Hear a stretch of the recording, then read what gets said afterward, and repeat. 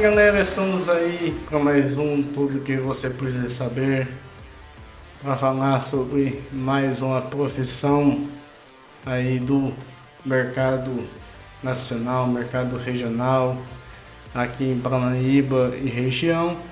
E hoje eu tô indo um pouco a mais, porque o convidado aqui é do Paraná, então aqui anunciar aqui para vocês aqui, que é o João Dieter, do Paraná.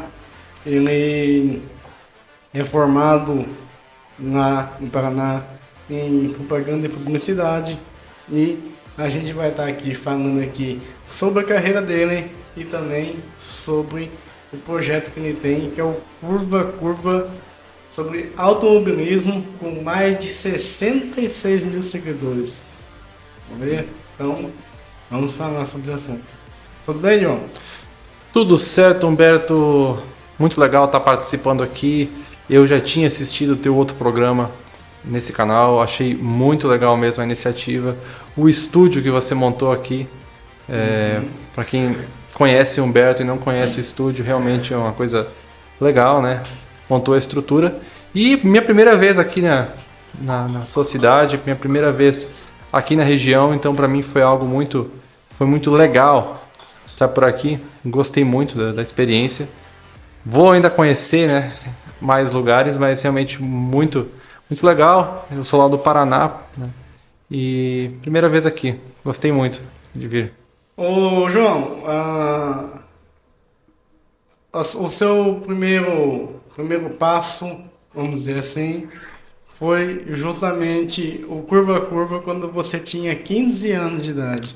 Como que foi isso? Como que você projetou, da onde que surgiu a ideia de fazer uma página de automobilismo, e da onde surgiu questão de nome, logo, como que foi a ideia, como surgiu todo o processo?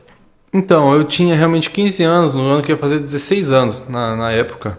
Eu fundei o Curva Curva. Tive essa ideia. A ideia veio do seguinte: tinha alguns professores na escola naquela época, no ensino médio, que incentivavam. Olha, já está chegando a época aí que vocês vão pensar numa carreira, em uma profissão, algum segmento para seguir. E o automobilismo é uma coisa que eu sempre gostava desde criança. Desde que eu tinha uns 9 anos eu já assistia. Sempre seguia muitas páginas e tal. E eu tinha um bom conhecimento. Então isso foi um dos motivos que levaram eu a pegar e naquele instante pensar, eu vou criar uma página. Quero divulgar, eu vejo muitas fotos e coisas legais que eu não quero ficar só aqui comigo, eu quero sair e divulgar para várias pessoas. Foi então que eu tive essa ideia, vou criar uma página. Isso foi lá em abril de 2015, né? Já se passaram agora quase 8 anos disso. Eu não tinha muita ideia de nome, mas antes de criar, eu estava jogando lá jogo de Fórmula 1, estava jogando no circuito de Mônaco, né? E daí eu estava pensando, veio uma frase na minha cabeça assim que eu estava pensando, olha, jogando nessa pista, curva a curva que passa, ela fica mais difícil. E daí que eu pensei, curva a curva, né? E por quê? Porque realmente um dos maiores desafios do automobilismo sempre é a questão das curvas. Pilotar em reta é uma coisa. Seja quem está dirigindo um carro, qualquer coisa, uma rodovia, a reta é uma coisa. Agora pega uma estrada sinuosa.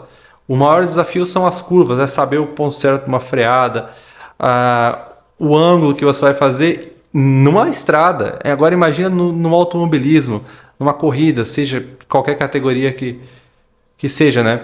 É difícil. Então é um ponto marcante. E eu não vi nem uma página com nome parecido com isso, né? Não tinha nada. Eu pesquisei antes, porque vai que eu ia criar uma coisa e alguém já tinha com o mesmo nome. Pesquisei e não tinha. Não tinha mesmo. E então acabei tendo essa ideia. No momento que eu criei não tinha logo, não tinha nada, né? Na época eu não tinha conhecimento de design gráfico. Depois eu vou falar um pouco sobre a minha carreira na área da publicidade. Eu aprendi mais sobre isso. Mas naquela época eu estava no ensino médio e não sabia. Então eu pedi para uma outra pessoa fazer. O nome do cara é Thales. Eu lembro dele até hoje. Ele criou a primeira logo do Curva Curva, que foi usada de 2015 até ali começo de 2018, né? Isso. Em 2018 eu já tinha um pouco de conhecimento, acabei criando a que é atual, depois lá foi sendo aprimorada e tudo mais, né? Mas no início eu só escrevia textos num site, escrevia textos. Eu hoje em dia vendo como que eu evoluí, eu achava muito fraco. Hoje em dia olhando, eu acho muito fraco os textos que eu fazia na época, mas tudo bem. Tinha 15 anos, tinha 16 anos, não tinha muita noção de escrita e, enfim, não era uma coisa que pro meu padrão de hoje em dia é bom. Mas para a época tudo bem, né? Tudo tem um começo, então foi muito importante aquilo. Daí, em julho daquele ano, 2015, eu criei a página no Facebook. A página no Facebook que daí fez isso realmente ir muito para frente. Porque eu via que se eu escrevia num site, eu tinha que ficar mandando link para as pessoas. Dava, resultado dava, mas era bem menos. E o Facebook eu podia postar outras coisas que chamavam a atenção do pessoal e também os textos. Então isso foi cada vez evoluindo. Foi um processo que me trouxe muitos resultados até hoje. Você falou, tem 66 mil seguidores no Facebook. É isso aí. Mas aí a que ponto que chegou assim que você decidiu migrar para também o Instagram? No momento em que eu também comecei a usar mais o Instagram, porque você vai lembrar, né, que tinha uma época, uns 6, 7 anos atrás, que o Facebook ainda era muito popular e o Instagram usava pouco. Porque o Instagram era só assim, era só postar foto, era só a foto, nem tinha espaço para vídeo nem nada. Então começa a surgir primeiro stories, depois começa a surgir o negócio de postar o Reels, vídeos mais longos, aquele IGTV, e o Instagram começou a aumentar cada vez mais. Você postava, pesquisava por hashtag e o algoritmo mudou. Então eu vi que não dava para ficar só no Facebook, o Instagram estava crescendo muito. E a gente viu que nos últimos anos o Facebook estagnou um pouco e o Instagram cresceu muito, né? Então foi um dos motivos que me levou a ampliar para essa outra rede social também. Certo. E qual que foi o momento aí, vamos dizer, no Facebook, que é a plataforma que eu vejo que o Curva Curva atinge maiores números assim de compartilhamentos, de views, curtidas. Qual que foi o momento assim que você viu que deu aquele estouro, que saiu de poucos seguidores e atingiu um ápice muito grande? Foi no ano de 2020. O ano de 2020 foi um ano que cresceu muito tudo na internet, por causa da pandemia que teve na época, as pessoas começaram a se conectar muito. Naquela época eu comecei a postar vídeos de corridas inteiras na página, coisas assim que quem gostava de ver lá, 1980 e alguma coisa, 90, anos 2000, e as pessoas começaram a seguir muito e muito e cada vez mais, né? Foi também uma época em que o Kurakura começou a criar sua própria identidade visual. Antes era comum pegar postagens de fora e replicar lá e sem ter uma identidade própria. Então, uma coisa que eu também, como eu estudei na área, eu sei que a identidade de marca é muito importante para que as pessoas olhem aquilo e pensam, realmente é dessa empresa, é dessa página, dessas pessoas que estão sendo falado aqui. Foi um ano que cresceu muito. Eu tenho o gráfico assim, que começou o ano ali com 8, 9 mil, acabou com 40 mil seguidores na página. Foi um ano que cresceu muito e, assim, depois sempre continua crescendo mais, mas igual aquele período, eu vejo que quase tudo na internet cresceu muito, que por motivos assim que não são tão bons assim, por causa da pandemia, as pessoas ficaram muito conectadas. Não tinha nem Fórmula 1. Você vai lembrar que todos os esportes, tudo parou ali por meio ano. Então eu postava as coisas na época e as pessoas não tinham outra coisa para assistir a não ser coisas do passado. E foi o que popularizou muito tudo isso. É, verdade. Na época da pandemia realmente parou geral e é, não apenas a parte dos esportes, a gente vê que todas as áreas foram afetadas por conta disso, que todas as áreas é, sofreram assim, prejuízos, sofreram perdas. Mas agora, em um mundo igual agora em 2023, tá tendo essa recuperação em relação às perdas empresariais, esportes e tudo mais. Pena que, infelizmente, acabou culminando aí em muitas pessoas tendo perdido a vida e isso é realmente lastimável, não só no Brasil, mas No ao mundo redor do todo. mundo. Sim. Mas, tá, você começou a par em 2015, em 2020 ela teve crescimento, mas como que foi para chegar até aí, até chegar a esse crescimento? Acredito que sozinho na caminhada não, às vezes não seria possível chegar tão longe. Como que foi? Com quem aí que você contou com ajuda aí nessa caminhada para que a página chegasse tão longe, assim, chegasse, eu posso até falar, é, chegasse a vários países tendo visto, tendo curtido uma publicação do Curva Curva. Então, primeiro trazer para o contexto que desde o início eu não fiz sozinho, né? Eu vou capitular lá desde o do início, né? E os meus dois primeiros ajudantes do Curva Curva, lá no ano de 2015, foi o Arthur Monteiro, ele mora no estado de São Paulo, se não me engano, em São José dos Campos, e um outro cara lá de Minas Gerais, no estado de Muriaé, que é o João Victor Rodrigues. São pessoas que me ajudaram muito na época. Depois eles acabaram saindo. Um tempo depois, quem ajudou a escrever um pouco foi um cara que ele realmente foi muito legal que ele participou do Curacura, que é um jornalista, que é o Eduardo Cassola Filho, é um cara que tem bastante pesquisar sobre automobilismo na internet, ele tem muita coisa dele, ele trabalha lá no estado de São Paulo com jornalismo esportivo. Ficou um tempo, mas eu, obviamente entendo que ele saiu porque ele tinha os compromissos dele. Depois, infelizmente, eu tive um editor que entrou na página, foi bem feliz, né, nas coisas que foi feito, eu não vou mencionar o nome, mas o que mais me pesou na época foi porque o conteúdo que ele postou lá acarretou que o Facebook deletasse a página que tinha e teve que ser recomeçado do zero, né? O conteúdo era um conteúdo que era reprovável pelo Facebook. Caramba. E acabou. E assim, na época me deu assim, uma sensação muito ruim, que era um trabalho de 3 anos já, tinha sido perdido ali por causa da conduta de uma pessoa, né? Aí é complicado. Que fez com que o Facebook derrubasse isso. Devido a isso, eu tive que começar do zero. Eu pensava, nossa, a página tá. Na época estava com tantos seguidores já assim, igual tem hoje. E pensei, não, preciso recomeçar. E eu estava sozinho na época, era só eu e o cara fez esse erro aí, e eu precisei remover ele da página, né? Então a gente resolveu recomeçar.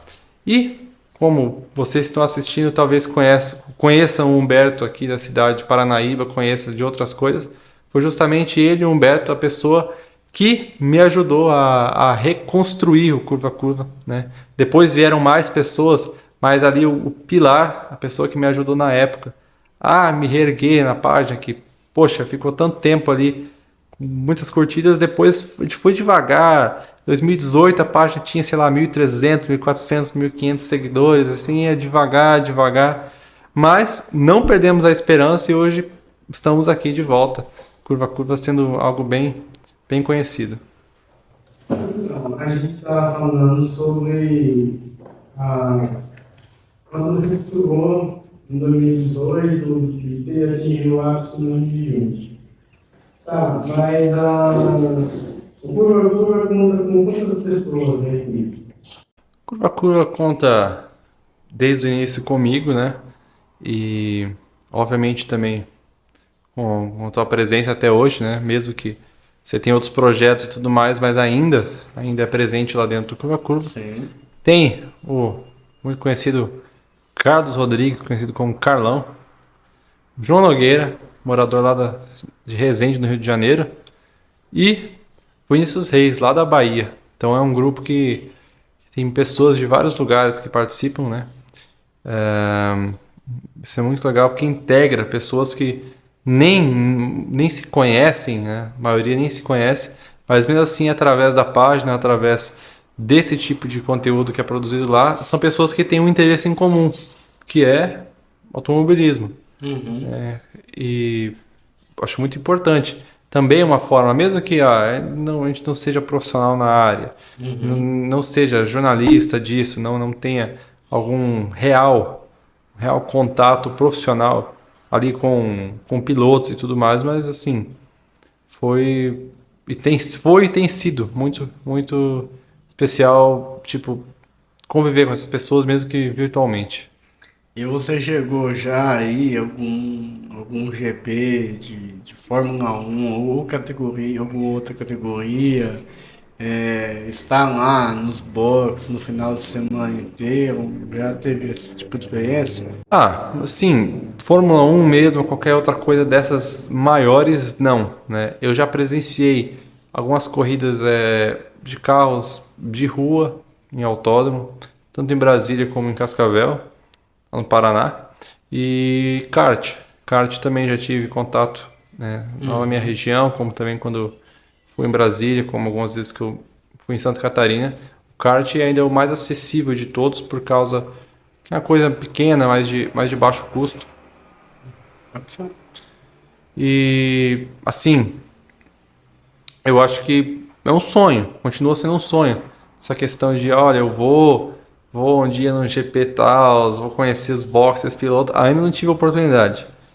Infelizmente é um ramo caro, é um ramo que é um pouco de difícil acesso, mas teria que tratar como um sonho mesmo de um dia ir, até eu realmente eu tenho isso. Tantos anos se dedicando a essa área, eu acho que um dia eu vou mesmo. É um sonho que eu tenho. É, é chegar lá e assistir uma corrida diretamente, né? Igual no Curva Curva também, a gente já conversou com pessoas que realmente já foram lá, foram assistir Fórmula 1 principalmente, né? Sim. E não são pessoas assim, eu mesmo falo, eu não tenho grande condição de dinheiro, assim como essas outras pessoas, mas é questão de se programar para isso, né? Tem que Uhum. comprar um ingresso com muita antecedência se quer um preço melhor, tem que se informar bem para chegar lá, por exemplo, em São Paulo e pegar um bom hotel, ficar num bom lugar onde você não vai ser ali extorquido só porque você está na corrida, né?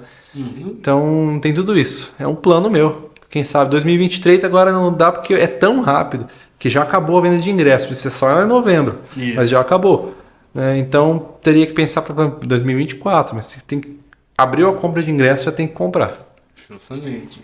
Porque é ligeiro É mesmo. ligeiro Nunca demais. vi. É um evento muito concorrido e tem gente que assim, talvez nem seja tão popular no Brasil assim, depende do lugar que você vai, mas mesmo assim tem muita gente. É um evento assim ó, que esgota ingresso logo. Mas a questão é que, assim, essas que são categorias de base, às vezes até que possa ter alguma solução, mas, por exemplo, que nem aqui no Brasil, Interlagos, abriu no dia seguinte já tá acabando já. Então, Isso. é um negócio assim que eu vi, foi esse final de ano. Acho que não deu 24 horas, um setor tinha acabado. É, Então, tem umas partes lá interessante. de Interlagos que é extremamente concorrido o setor para pegar ingresso, então esgota mesmo. Tem gente que é já cativa de todos os anos. Então se vou no ano que vem, tenho que garantir logo o melhor setor possível de arquibancada. Isso, tem que ser assim mesmo. Então, mas é isso aí, automobilismo tá vindo por aí, temporada 2023 e, por um acaso, serão 23 etapas. Isso aí. Então, para você ver, vai começar agora, dia 5 de março, 5 de março. lá Para no quem GP gosta, do para quem Bahrein. acompanha, tá chegando a época. Exatamente. Mas, tá. Aí você começou com a curva em 2015, aí teve alteração em 2018, teve o ápice em 2020, 2021, né? Mas da onde dessa situação que chegou à conclusão de fazer a faculdade de propaganda e publicidade? A minha primeira intenção era fazer faculdade de jornalismo. Foi a minha primeira intenção desde muitos anos, né? Já comentei que quando eu era criança, às vezes eu ia numa rádio. Nossa, o que eu estou fazendo aqui agora de estar aqui com o microfone, dando uma entrevista, é uma coisa que quando eu era criança eu ia achar assim, muito mais incrível ainda. Claro, sempre uma oportunidade muito legal, porque era um sonho meu. E também de escrever coisas e assim, essas coisas de jornalista mesmo.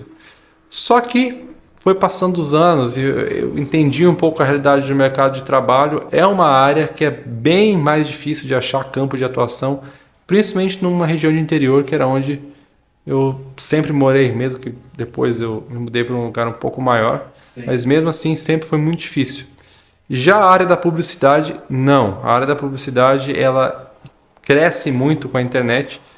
Tanto, mas o jornalismo é o contrário. O jornalismo ele se prejudicou demais com a internet, que hoje em dia é muito fácil fazer esse trabalho. Até eu estou falando do curva a curva. Eu não sou profissional, mas eu posso desenvolver um bom conhecimento e estar lá replicando informações para as pessoas. Já a publicidade não, é bem mais técnico. Você percebe quando a pessoa não é da área. E a internet, pelo contrário, ela alavancou a publicidade. O marketing digital é muito mais do que qualquer atuação que era feita antes da internet. Isso porque a publicidade, pelo contrário. O jornalismo não. O jornalismo era aquela coisa que precisava de muita gente para trabalhar nos jornais, na TV, ou fotografia, rádio, porque tinha só aquilo ali. Né? Depois do surgimento da internet ficou fácil. Surgiu dezenas de podcasts, web rádios, canais no YouTube que tem qualidade quase igual à televisão. Tudo bem, isso popularizou a mídia. Sim. Já pelo contrário, a publicidade ela era muito restrita, era só concentrada em grandes agências, pessoas, grandes nomes da área, tinha quase um monopólio disso. Com o surgimento da internet, é o efeito contrário do jornalismo. O jornalismo cai e a publicidade surge muito. Hoje em dia tem muito lugar de fazer design, de produzir vídeo. Todo mundo quer isso. Tinha muitas empresas que nem davam valor antigamente em ter uma boa identidade visual, fazer um bom vídeo institucional, ter boas fotos, ter um bom marketing para chegar nas pessoas, né? E isso cresceu muito de uns 15, principalmente 10 anos para cá, onde tudo está no meio digital. Isso.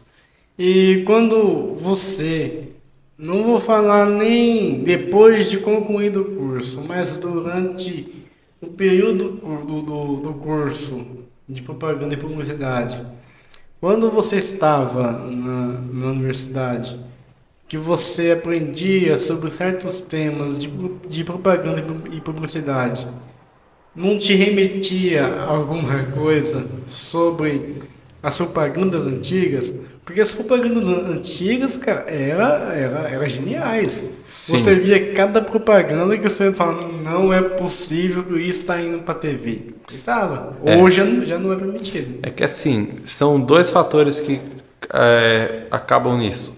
Como eu falei antes existia só um monopólio, existiam grandes agências, né? Muitas vezes, quase todos eram em São Paulo, eram pessoas ligadas à televisão, então era só os grandes profissionais que sabiam fazer isso. Como se popularizou, é muito mais fácil. Toda cidade pequena vai ter uma pequena agência, vai ter algum profissional da área, né?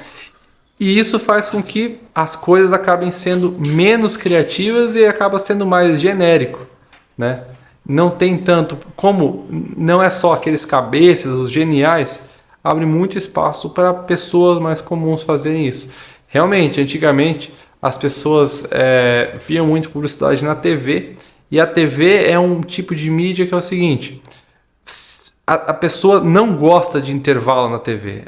A pessoa não gosta. Muitas vezes, saiu para o intervalo, ela não quer assistir. Eles precisavam fazer isso de uma maneira com que a pessoa estivesse assistindo o intervalo da TV e continuasse assistindo de qualquer forma o que estava sendo transmitido lá. É uma forma de atrair, né? Atrair o público, atrair a atenção do público para que o que viria a acontecer a seguir, né? Era um meio de ligação. É como se quisesse chamar a atenção do público, para o público não partir para outro canal ou para outro meio durante o horário de intervalo. Sim.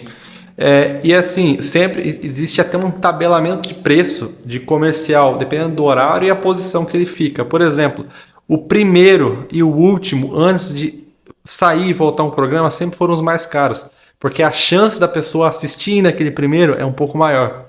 Né? Caramba. Tem tudo isso. E o horário, por exemplo, o horário sempre foi mais caro da história da TV do Brasil para anunciar. Jornal Nacional da Globo. É o mais caro de todos. Até hoje, passa décadas e décadas, nada é tão caro. Por causa que é um horário e o programa. Né? Mas varia muito, né? Não quer dizer que só porque a Globo, historicamente, é o canal mais popular, que sempre vai ser aquele só da Globo que vale a pena anunciar. Não. Por exemplo, o SBT também tem programação, principalmente noturna, bastante conhecida, né? Vai variando, aí tem o Ratinho, tem a Praça Nossa, tem o Danilo Gentili, que são programas que são muito assistidos. Isso. A Band também tem uma vasta publicidade ali dentro, né? Então, para a TV é o meio que mais precisa de criatividade para fazer isso.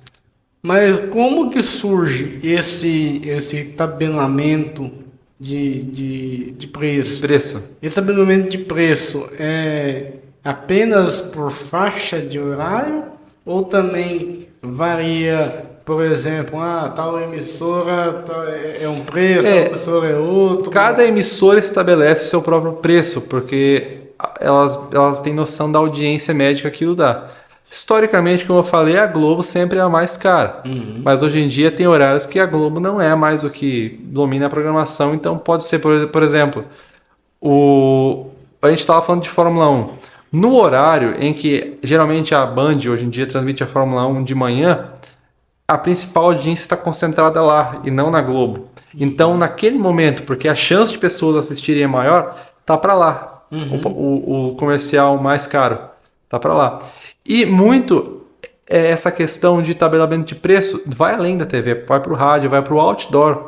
Outdoor que você vê nas cidades, dependendo da localização, é um preço. Na cidade, muito mais caro do que na estrada, né? E assim vai indo. Existe toda essa questão do preço em tudo na publicidade, né? Para placas, para assim, até para fotografia, dependendo do evento, o cara cobra mais. Uma coisa que, assim, um casamento. O casamento realmente parece que, eu já vi muitos fotógrafos, eu até considero um pouco antiético isso, cobra 5, 6 vezes mais do que cobraria para algum outro tipo de coisa, né? Porque é meio que a pessoa se obriga ali, não quero perder esse momento, vou fazer. Vídeos também, tudo que vai envolver casamento, tudo caro. Tudo muito caro. Mas e o tabelamento de preço de rádio? Ele é bem menor do que a TV ou segue o mesmo padrão? Muito menor, até porque o rádio tem bem menos ênfase hoje em dia, a gente percebe. E outra, que produzir publicidade para rádio é mais fácil porque vai ser só áudio, né? O custo de produção é muito mais barato, muito mais fácil fazer. Você vê na rádio que às vezes tem a borracharia do seu Zé, a padaria da Dona Maria que anuncia, porque o preço sempre vai ser muito mais baixo. Contrário da TV, que mesmo se for uma TV local, acaba que só as grandes empresas do local vai conseguir contratar. Por quê?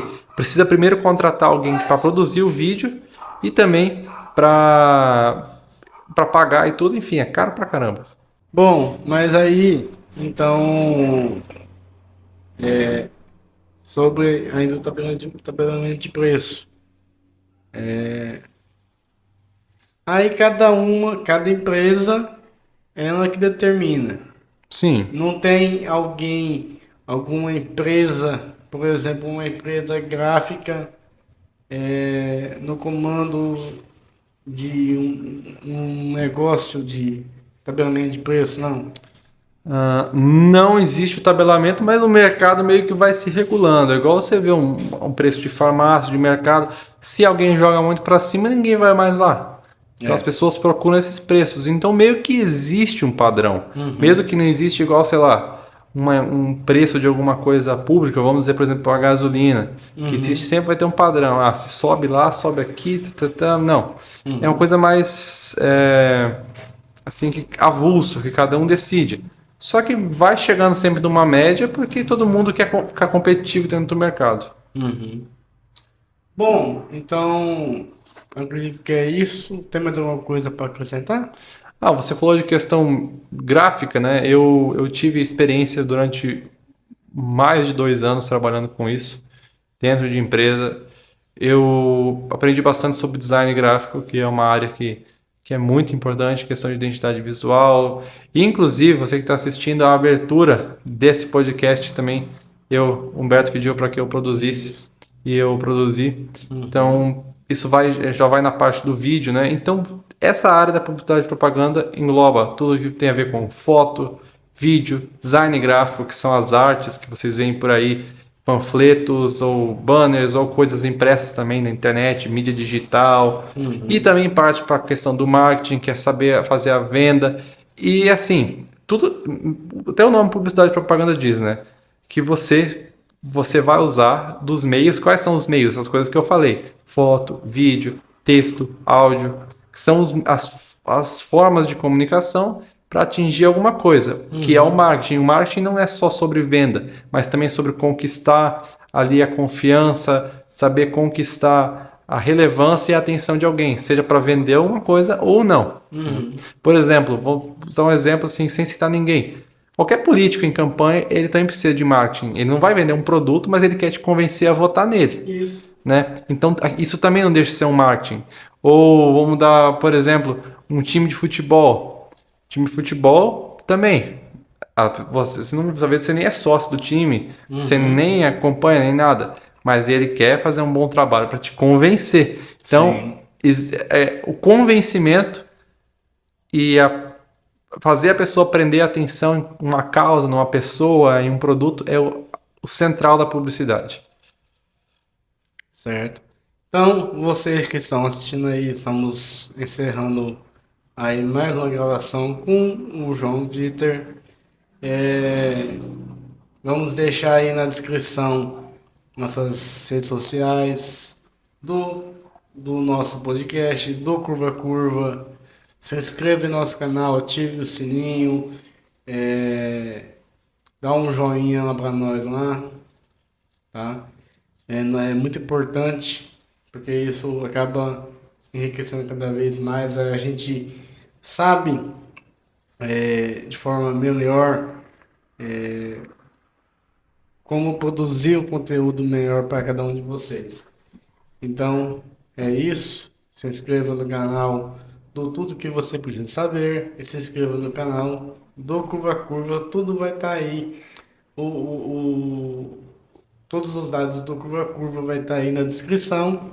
E o nosso Facebook, do Tudo Que Você Precisa Saber, também vai estar na descrição. Então, é isso por hoje. Agradecer mais uma vez aí ao João Dieter aí. E espero que em breve volte aqui para a gente Claro. conversar mais um pouco aí. Esse assunto aí que eu comecei daria muito, tanto do curva a curva, daria para explicar em mais detalhes, como esse aqui, dá para ir muito mais longe ainda, né? Mas entendo que a entrevista aqui o foco é ser algo mais curto, já deu para explicar bem, espero que vocês aí tenham compreendido. É isso aí. Espero vocês na próxima. Fiquem com Deus e até a próxima.